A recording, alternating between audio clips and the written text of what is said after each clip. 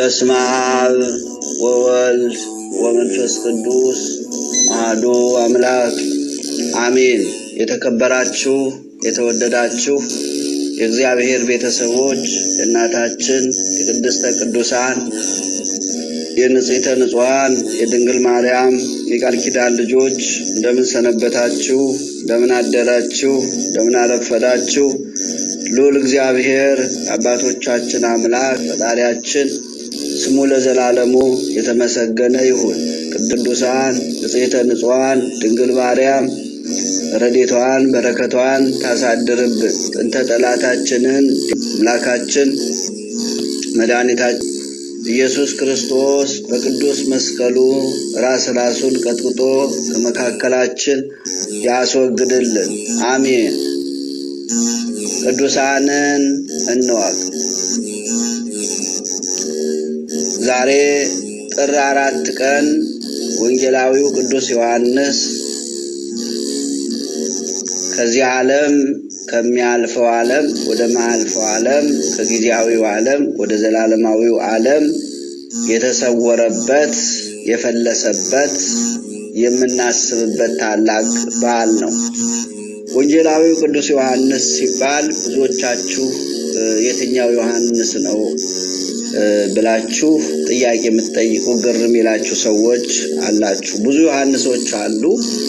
በዋናነት የሚታወቁት ግን መጥምቀ መለኮት ቅዱስ ዮሐንስና ወንጌላዊው ቅዱስ ዮሐንስ ናቸው። ወንጌላዊው ቅዱስ ዮሐንስ ማለት የዘብዴዎስ ልጅ በማቴዎስ ምዕራፍ 4 ቁጥር 18 ላይ የምናገኘው የያዕቆብ ወንድም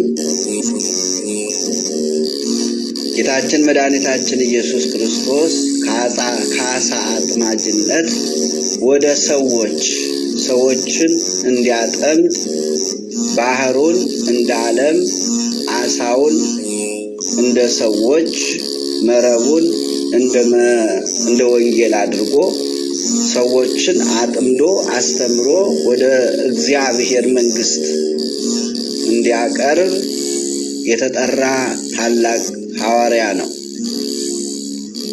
ይህ ሐዋርያ ጌታችን መድኃኒታችን ኢየሱስ ክርስቶስ በልዩ ልዩ ስሞች ጠርቷል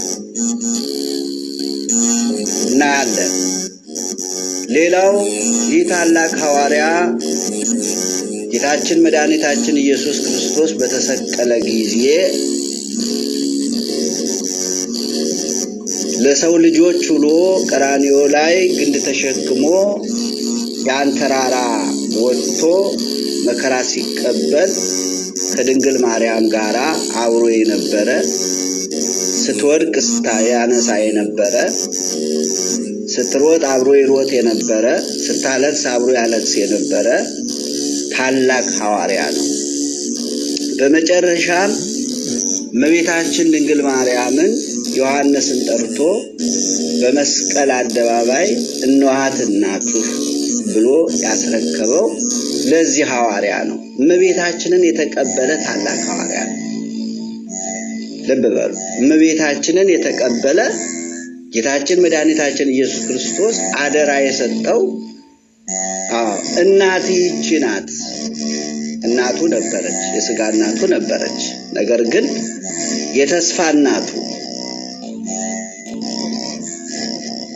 የጸሎት እናቱ